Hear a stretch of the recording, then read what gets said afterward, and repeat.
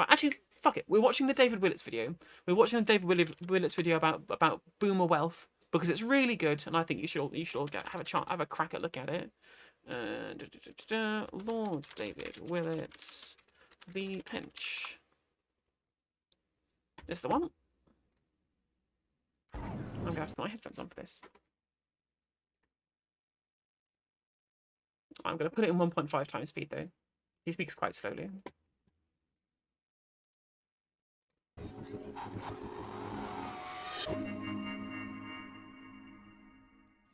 If you had a choice between being born in a very large cohort with many other people the same age as you, or a small cohort, not many people in your age group, compared with the generations older and younger than you, which would you choose? The conventional answer, the common sense really, is choose to be in a small cohort. Travel through life business class, not economy class. Fewer competitors in the jobs market, fewer competitors in the housing market, so life should be easier. The argument, and that was the argument of classic demographers from Malthus through to Richard Easterlin. The argument in my book, The Pinch, is that if you look at modern Britain, the opposite is the case. Being born in a big generation is better than being born in a small one. And the big generation I'm particularly thinking of are the boomers, and I see perhaps one or two examples here in the Royal Institution this evening. And this chart defines who the boomers are and shows just how big a generation we are. Because this is instead of all the elaborate sort of fertility rates, this is just a very crude chart of how many babies have been born in the United Kingdom over roughly the last century. And you can see, and I think this chart is one of the most informative charts in explaining social and economic change in Britain. You can see how few babies were born in the interwar years, that big dip, when the birth rate fell down to about 600,000 or so at its low point. And that helps to explain Thatcherism, by the way. Because what that tells you is that 60, 70 years later, in the 1980s and 90s, Britain didn't have many pensioners, and pensioners drive up public spending. And then look at those twin peaks which define the baby boom. The 2 years in 1947 and 1964, when we had more than 1 million babies born. Although there was a lot of elaborate economics and demography behind that, I would just observe it was after 2 very cold winters. Followed by that extraordinary fall in the birth rate to a low point in 1977 after a very hot summer. Now, between those 2 peaks of more than 1 million babies born, we never had less than 800,000 babies born. And as you can see, it's been very rare that since then we've reached the 800,000 figure again. So the baby boom, and of course there's no kind of official definition, it emerges from demographic analysis and cultural trends. The baby boom, as I define, as that 20-year segment, people born 1945, 1965, including the Twin Peaks. And just think of that big cohort working its way through society, like a python swallowing a pig, just working through. And having a surge of young people is very disruptive. 20 years after that 1947 peak, there were the Grosvenor Square riots. 20 years after the second peak, there were the poll tax riots. It is very hard for a society to absorb very large numbers of young people. And the core argument in my book, however, is that big generation have shaped Britain in our own interests. I now confessed, I'm a boomer myself. In fact, I find most of these discussions end up where every intervention begins a bit like one of those sessions of Alcoholics Anonymous. I confess, I was born in 1961, I'm a baby boomer. So the argument is that big generation, the boomers, despite apparently the common sense proposition thing is going to be so tough for us, we're a big generation, in the modern world, being a big generation works to your advantage. First, you have the spending power. There's lots of consumers, so you shape markets. That's why the Rolling Stones are still on tour. That's why the Mini is still being manufactured. So you shape markets if you're a big cohort. And secondly, and it's very topical, if you're a big cohort, especially when governments do a lot, when you have a big welfare state and a big tax system, you have a lot of votes. You have voting power. For every Well, true that as well. That's true. There was a lot of immigration in the post-war period as well. You look at the Windrush generation and things like that. every one boomer who votes in this election, there will be about 530,000 other voters of exactly the same age. For every young person who votes in this election, there will be about 400,000 other voters of exactly the same age. So you have market power and you have political power. So being a big generation has turned out not to be such a bad deal after all. Being a big generation has turned out to work in our favour. And that is the core proposition of my book. Now, I'm now going to take you through some of the evidence of how this has worked out. And it's evidence about what's happened to incomes, it's evidence about what's happened to the assets we own, it's evidence about how the welfare state has been shaped to our advantage. First of all, and I should explain just in terms of the methodology, and this is the Royal Institution, we've got to be rigorous, you don't want anecdote, you want proper social science and evidence. When I talk about generations, so when I talk about generations, you can see there what I mean, and that's partly shaped by changes in the birth rate, it's partly shaped by cultural phenomena. There's the baby boomers, there's the smallish generation X, there's the millennials, 1980 to 2000, and the generation after that, who haven't yet got a name. But when I talk about cohorts, I mean 5-year groups. So when we do the analysis, and a lot of this analysis is work we've done at the Resolution Foundation, the think tank where I chair our intergenerational centre. When I talk about cohorts, I'm talking about 5-year groups to make it rigorous. So this is pay for successive 5-year cohorts. So if you look here, you can see that when if you compare the people born 1981, 85, their wages when they enter the workforce display the classic pattern that each successive 5-year cohort earns more, until for people born in 86, 90, and in 91, 95, if anything, their pay is underperforming. It looks as if that pattern whereby for every successive 5-year cohort, as you enter the jobs market, you earn a bit more than the people 5 years before you, it looks as if, as a minimum, that pattern has ceased to obtain. If anything, it's going into reverse. Hence the proposition, one of our propositions at Resolution Foundation, that someone aged 30 now earns no more than someone aged 30, 10 or 15 years ago. So pay has stopped moving upwards. At the same time, the rents that people pay have gone up so that their housing costs have deteriorated, and young people aren't moving jobs as frequently as they did. All this adds... sorry, obviously the rent issue is just caused, as I mentioned before, by the inelastic supply in housing, in that there's a good graph of showing the rate at which the public sector has just stopped building houses to increase with increased demand as the country as the Conservatives have been in power, showing that if you keep the supply low, because it's very difficult to be able to change the supply, hence the inelasticity, it means that it means more people, as the population increases, are fighting over a smaller amount of the demand is higher. The more people fighting over the same amount of the commodity. Now, as these commodities become more sought after, they get more expensive. They're more expensive. It means that only richer people can afford them. And so only richer people can afford them. They can then turn the commodity into from a buy-sell commodity into a rental commodity, and then that obviously means fewer houses to buy on the market, which means more people have to rent off the same amount of houses, which means that the rents can go up, which means people are less likely to be able to afford to buy houses, and so on in this repetitive pattern over time that keeps going. So that's why obviously the rents have increased, obviously as the population increases as well, and as the properties get put, and the amount of property that exists gets put into fewer and fewer hands, because they're incentivized to do so as property prices increase.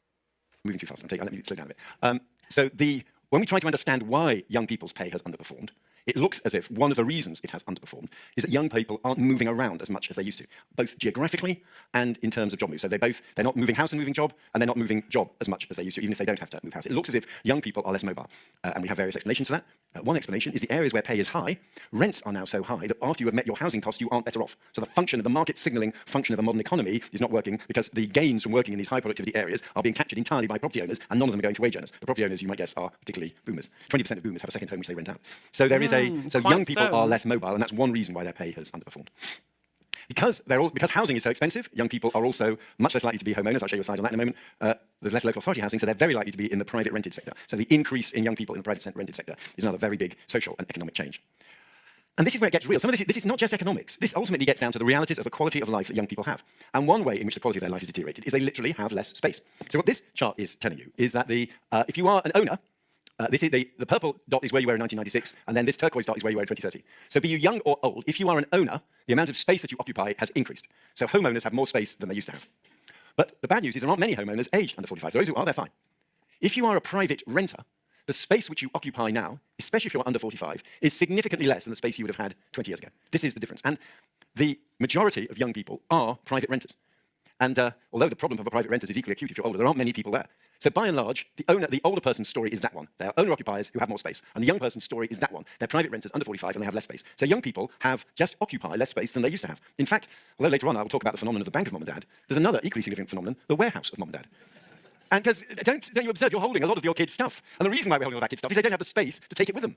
So we, the boomers, have the space, the youngsters don't have the space. They even have to leave their stuff with us, which incidentally is one of the many reasons why they're not so geographically mobile. We'll turn to that, but one of the other features of modern society is contrary to the other question I could have asked you at the beginning is, do you think in the modern world the family would become more significant or less significant? And the conventional view among sociologists was, and part of modernity, families would be less significant social entities.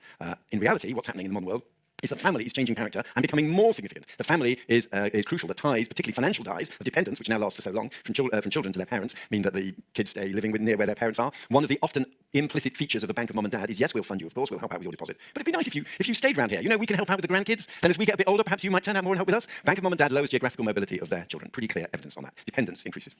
So these young people are earning less, they are occupying smaller spaces, and they are consuming less.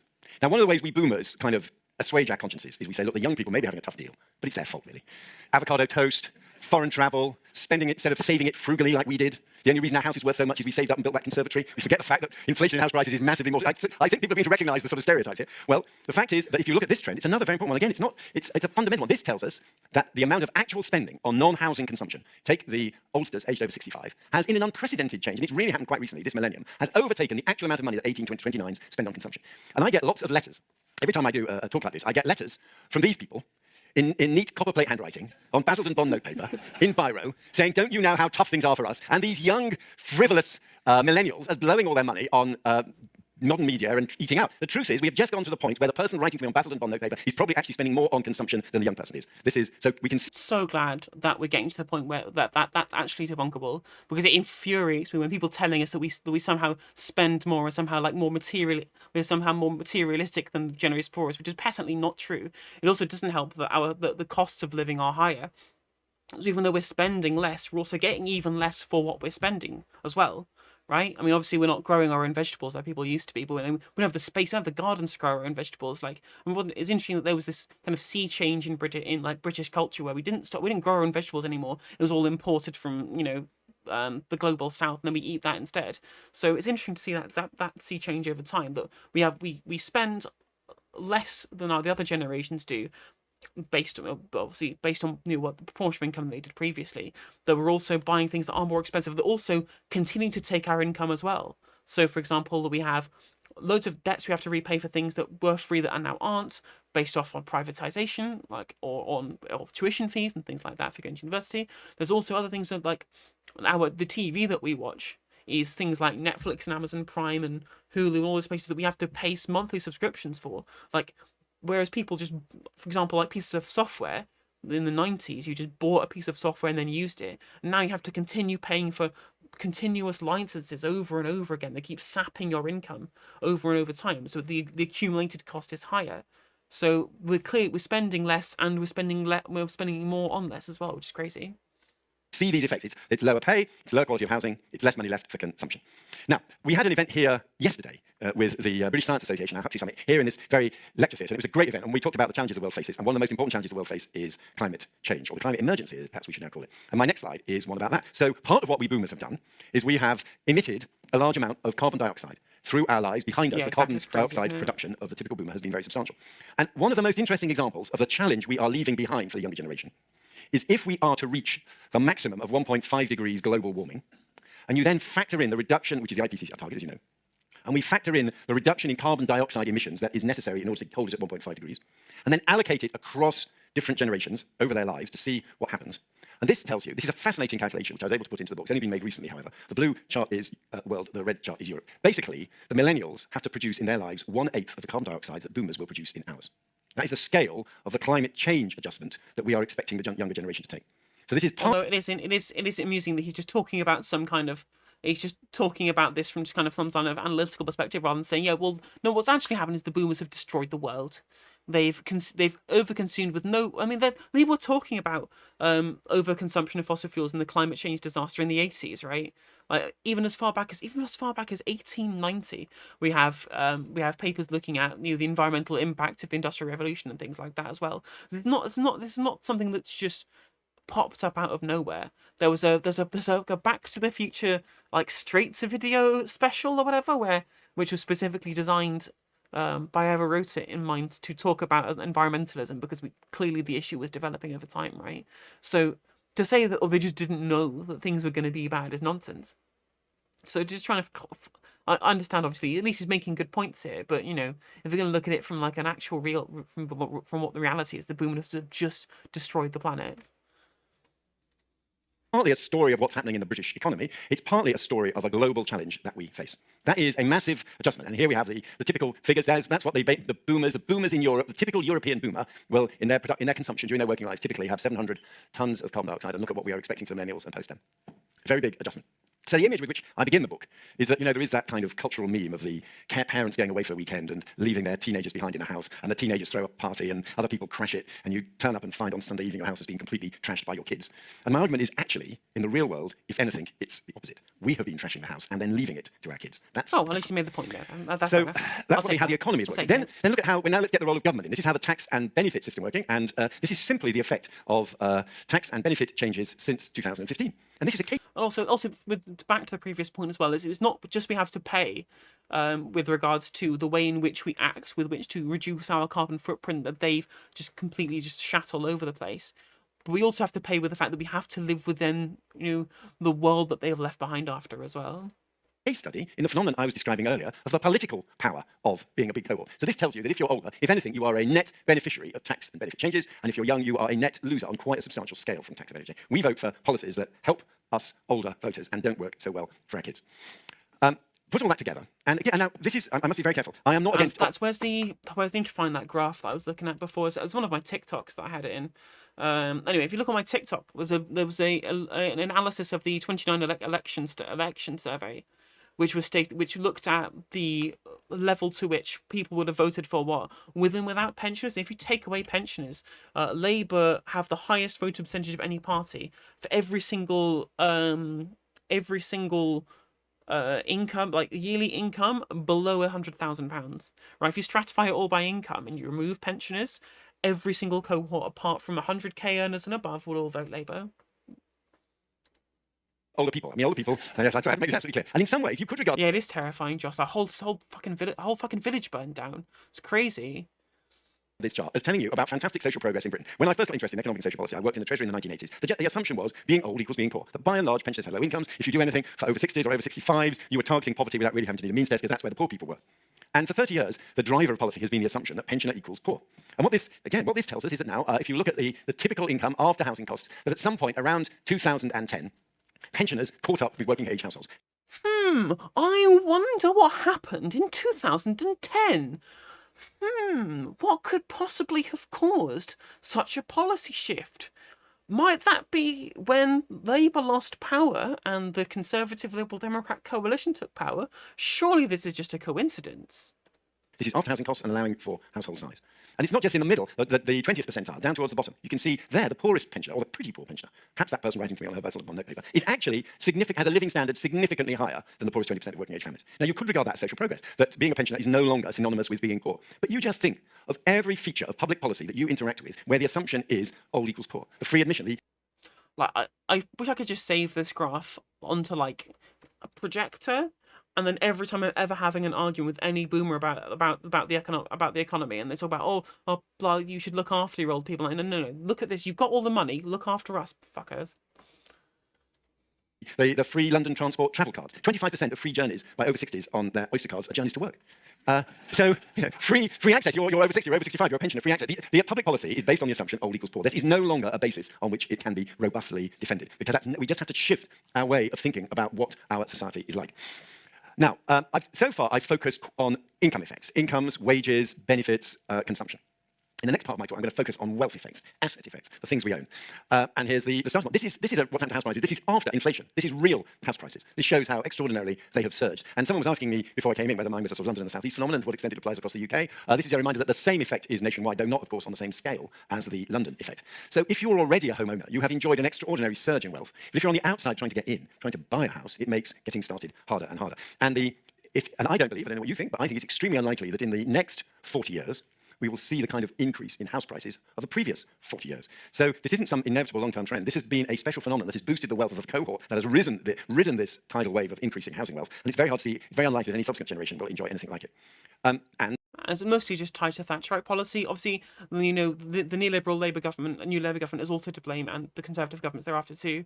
But the sell-off of council housing just due to right to buy, and then the insistence to not build anymore, has obviously led to the kind of the self-perpetuating house price rise due to buy-to-let landlords buying up all the excess property and all that kind of stuff over time, increasing house prices, as I mentioned before. And then it's another video. Check out my YouTube channel. It's a video called How Neoliberals Turn Their Parents Against You. I go through all of this kind of economic stuff about house prices rising over time. Although, obviously, it was interesting is that in the last year, house prices have increased like 12% in rural areas because of COVID. Obviously, the work from home revolution has meant that people have been, okay, well, I guess instead of having a house in the city, I'll go buy a house out in the country. And again, these are all just wealthy boomers and Gen Xers buying these rather than millennials. it has led to a change in the mix of home ownership. Because what's interesting, so this chart tells first of all, the dramatic story that we reached at one point in the late 80s, 50% of young people were homeowners. That's the yellow line, and now down to about 25%. Though with a recent uptick, and let's hope that's a real trend, we'll see. However, total home ownership across the country has carried on rising, and in fact reached a peak much later at 58%, and is still not far off it at 53%. So, you formidable intellects of the Royal Institution will know that this means that for people who weren't young, home ownership has carried on rising, which indeed it has. We've had a shift in the age distribution of home ownership towards older people. So the house is the first big asset, shooting up in value, belonging to older people. The other big asset that we all have is a pension. And the pension story is very similar to the housing story.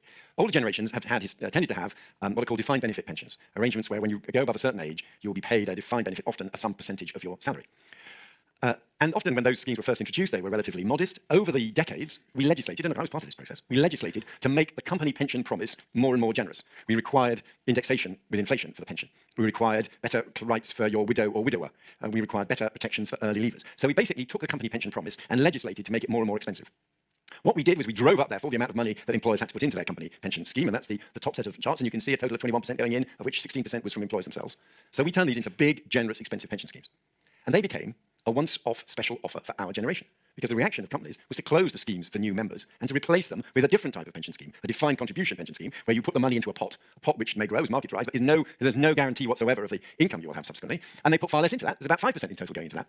And in fact, to add insult to injury, a lot of the younger workers in companies whose defined benefit scheme is closed to them, because it's, and they're in the tiny defined contribution scheme, the revenues they're generating for the company are being used to plug deficits in the older pension schemes that they aren't even members of. And it counts as in the statistics instead as return to labour. So it looks like labour are doing okay. So we're literally paying with our labour for older people's pensions that then we're not going to get, right? We are subsidising with our labour retirees currently who just got this special one-time deal, as you mentioned there just previously, right? It's crazy. But it's the return to labour that's not available for young people. So pension ownership amongst young people, the value of the pension is also much reduced compared with the value of the pension that boomers have got. And that said, we're probably not going to make much use of a pension. At the end of the day, I think most millennials' retirement plan is societal collapse. One of the reasons for the surge of boomer wealth is that those defined benefit pensions are triggered when you reach a certain age. When you reach the age of 65, you're entitled to X% of your previous salary. So an unanticipated increase in life expectancy increases the value of that pension promise. The company might have thought they were paying it to you for 15 years, they're actually going to be paying it to you for 20 years. That makes it a more valuable asset. No such effect with a defined contribution pension scheme. Defined contribution pension scheme, at the end of your life, you've got a pot worth 100,000 or 500,000, and it then has to be eked out through an annuity or whatever way you like over the rest of your life, however long that might be. So one of the other special features of the boomer pension arrangements is they're worth more the longer you live, which is not the case with defined contribution schemes. It's actually worth less. And you put all that together, and this chart shows the effect, a massive concentration of wealth, particularly in its two main forms of property wealth and pension wealth, in the hands of the boomer. Look at this graph. Isn't this graph depressing?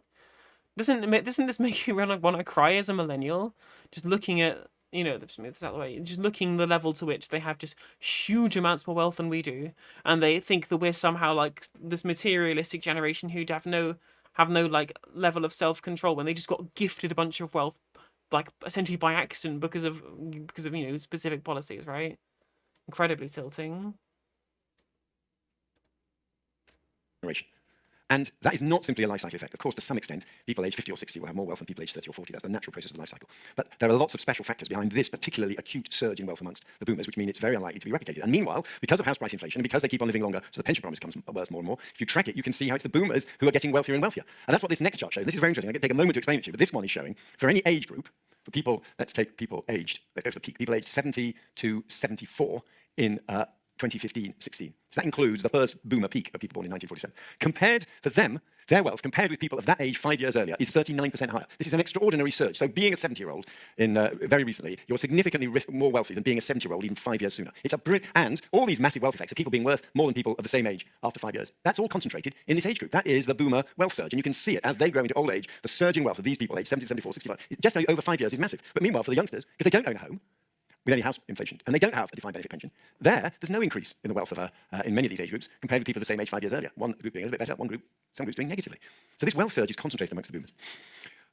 Yeah, in the 0% bracket there, age 29. It's fun. Looking forward to working until I die. Now, I told you taking you through the income effect. I've taken you through the asset effect. You can begin to see how the picture is building up here. And there is no one single massive sort of economic policy explained. My view is the only simple explanation is that we're a very big cohort. And then when people say, oh, it's just luck and we've been lucky. But if you're playing roulette and the black ball keeps on landing on the crucial square, you think it can't just be luck. And it isn't just luck. Without even thinking through the implications, we've always voted and supported and implemented the policies that work to our advantage. Now, we're now getting older. And this is a heroic chart that we have prepared at Resolution Foundation, which tries to predict the effect of demographics on our spending on the welfare state.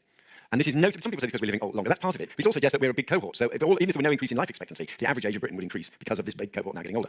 And that is driving up, if we're trying to assume that the welfare state promise is unchanged, we're not making any assumptions about policy, we're trying to factor in cost pressures in the NHS, plus increasing number of old people, the numbers of people claiming the state pension, and see what this does to welfare state spending. And again, you can see the pattern. You can see why in my original chart I said that is Thatcherism.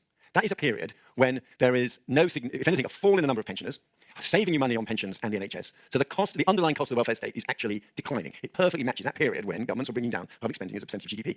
But look where we are now and how things are going. And it's interesting. You could do a chart a bit like this for different countries. The British story is a little bit unusual in that that's the pensions block. And because we have a mixed economy in pensions, and by the way, this, if you're wondering, this saving here, you're thinking, why is pensions spending, if anything, coming down? Those are the WASPy women. That is the effect of increasing the pension age very sharply over the last few years. And there is some modest upward pressure on pensions, but we have a mixed economy in pensions, and we have, as well as that, a policy of increasing the pension age. The real driver is here. I mean, if there's going to continue to be pandemics, we're just going to see the boomer generation just die off very, very quickly. Again, which is sad, but again, there's one of these top commenters here, but can't think of another time where the one generation has anticipated and even looked forward to the death of a previous generation. Not as a source of joy, but as a source of relief, and I think that's chillingly sad, unfortunately. Purple bit, and that is the NHS. And Britain is unusual. We have a mixed economy in pensions, a very state, public spending-based healthcare system. So in Britain, these cost pressures show up in the NHS. And that means that if a government does nothing, if you just carry on delivering the welfare state promises as they are, expenditure on the welfare state is going to go up by 4 or 5% of GDP over the next 40 years. That is why the reality of politics from now on is governments will not be able to offer tax cuts. The debate will be, where are the tax increases? This is not a political gathering, but if you look at the Conservative manifestos of the current one in 2017, what's actually striking is how few promises of tax cuts there are. That's because of these expenditure pressures.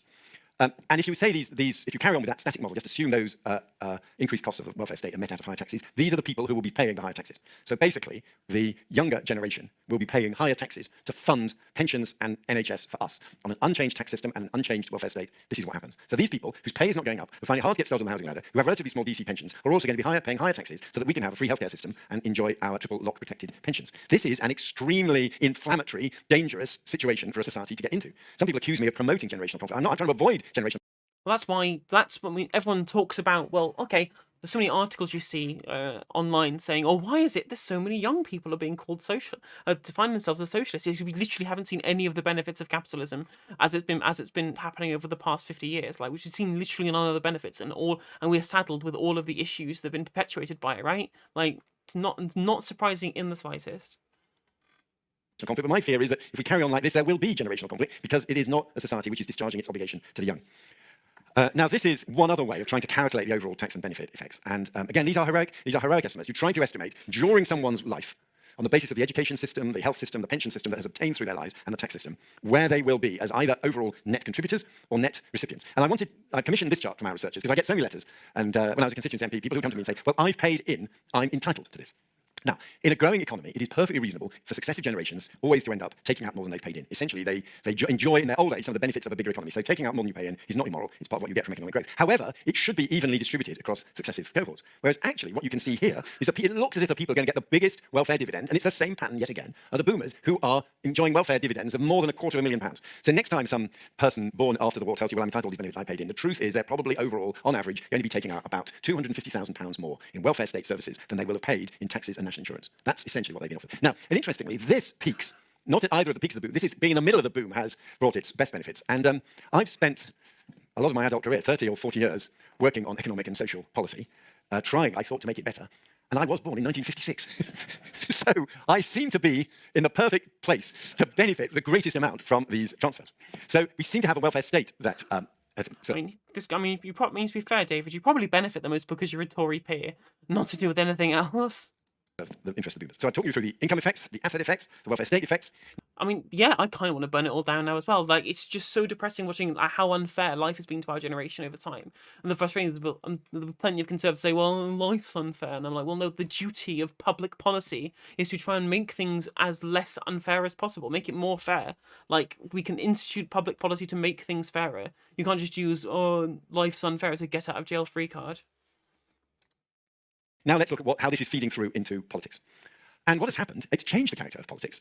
Politics used to be, the division between Conservative and Labour used to be a class divide. And it looks as if class as a political barrier is far less significant. If you look on the right-hand side, the 2017 election, there wasn't really. There were lots of working class Tories, there were lots of affluent middle-class Labour voters. There was no real class distinction in whether you voted Labour or Conservative.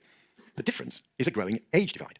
And age has become an increasingly important predictor of voting behaviour. And age is the new gap between Conservatives and Labour. And I always say this to my Conservative friends suggesting, well, it's always been like this. No, this is Thatcherism. When, at the same time as bringing down public spending, that's when one of the decisions which Margaret Thatcher took to save public spending was she cut the real value of the basic state pension by 5% and then linked it simply to prices, not earnings, for the next 15 years. Now, that would be inconceivable now. We thought that's beyond the realms of the politically possible now. Now we have the triple lock. But there was a time when the Conservative vote was, for amongst younger people, amongst 30-year-olds, was healthily above 40%. And now it is down to about 25%, whereas amongst 70-year-olds, it's heading towards 60%. So we've got an age divide in politics replacing a class divide. And I am still, actually, a member of the Conservative Party. And I don't want the Conservative Party. I mean, there is still a class divide. If you look at the way in which, votes are extrapolated across social classes, economic classes, and across actual real-time earnings, yearly income, you will see that poor people are still more likely to vote Labour as well. It's just that what would be constitute as a poor person previously, or a working class person before, back 40 years ago, those boomers of those years, those working class boomers of those years, have then generated asset wealth that have pushed them above the level to which we would have been, right? So the class divide still exists amongst the working age population. It's just that over time, people who were previously off the working class have then retired with lots of assets and have become members of the bourgeoisie, because they're just property owners who are just reaping the rewards of their house price increasing, right? And then they're just getting a state pension, and as well as their defined benefit pension as well. Which is why when everyone tells me, well, you don't consider pensioners working class, I'm like, well, do they work? Clues in the name, friend. Party to be the party of possession and not the party of opportunity. We have to offer something to the younger generation. Now, I'm getting towards the end of my talk, and I just want to focus now on what all this means for policy. And this is a very important basis for sort of explanation of what this kind of pulls together a lot of the threads of what I've been saying earlier. And I think it's quite an important account of how the British economy, the British political and economic system has changed. So what it tells you, that purple line against the right-hand axis, this is about the total value of the wealth in our country relative to GDP. And you can see that through the first half of the post-war period, our wealth was about 3 times GDP. But it's now been rising and has reached 7 times GDP. And a society where wealth is 7 times GDP is very different from one where wealth is 3 times GDP. Because, for example, it means that what you earn is smaller relative to the value of what you own. It means that trying to use your earnings to buy a house, it's the macroeconomics between that difficulty of saving from your earnings to put down the deposit to buy a house. You're trying to use that small GDP to get into that massive wealth, 7 times GDP, and it's much harder when assets are worth so much more. It's also a world where inheritance matters more, where wealth is more important. It's why capital gains tax should be high, and why the fact that it's below income tax is completely preposterous. Because rich people make their money from capital gains, and working people make their money from income. So by the fact that we tax working people for making their living more than we tax rich people for generating wealth off their existing assets is crazy to me. That's what we have at the moment. Because as has always been, capital generates more than labour does usually. Because of the way in which the capitalist economic paradigm is structured, in the fact that having capital creates you more wealth than what the market dictates you can get away with paying the working class, right? Whereas obviously if these were all cooperatively owned, there wouldn't be the same issue. And inheriting it from your parents is a rate. So inheritance is a better, more effective way of getting wealth than when it's only 3 times GDP, and earnings is a less effective way of getting wealth. That changes the character of society in a way that I think is undesirable. But even whilst wealth has been shooting up, if you look at that bottom line, you can see that the percentage of GDP going in taxes on capital, on wealth, has remained extraordinarily stable. And the next chart shows you kind of what those capital taxes are and explains that peculiar dip in the middle. By far the biggest capital tax is local property taxes, rates. That peculiar little dip in the middle is the time of the poll tax, when for a brief time officially according to the system there was no local property tax. Then the council tax is defined once again as a property tax. But as property taxes go, it is an extraordinarily regressive one, in which people in a property worth 100,000 or 200,000 pay proportionate to their income or their wealth much more council tax than someone in a property worth 1 million or 2 million. And that is our main property tax. So you may see the way the argument is going. We've got upward pressures on public spending mainly on services for the older generations, public spending on healthcare and pensions for them. At the same time, they are disproportionately owners of property, but we've not hitherto been collecting any more tax from property. If we have needed to increase tax, we've taxed earnings more, incomes more. So I think we need to do some bold things to help younger people secure property and to ask older people, those who have the greatest assets, to pay more to the public services that they themselves are going to benefit from. And I don't do this because I hate wealth or hate older people or believe I don't like taxes. But I like taxes and hate older people. So yeah, Just cards on the table time. That's a lie. I don't hate older people. I hate what they represent economically. I do think that when you look at those public expenditure pressures, Although they are quite racist. they are sadly going to be unavoidable. And one policy we proposed is a provision of £10,000, what we call a citizen's inheritance, that everybody should get when they're age 30. And I went on some TV interviews when we first proposed this, and the interviewer said, well, £10,000, that's hardly anything, is it? The truth is, the wealth of young people nowadays is so low that £10,000 is transformational in terms of their wealth. Tragically, it would really make a very big difference in terms of, for many parts outside London, getting a deposit to get you started on the housing ladder, putting it into your auto-enroll defined contribution pensions. That's something you could do.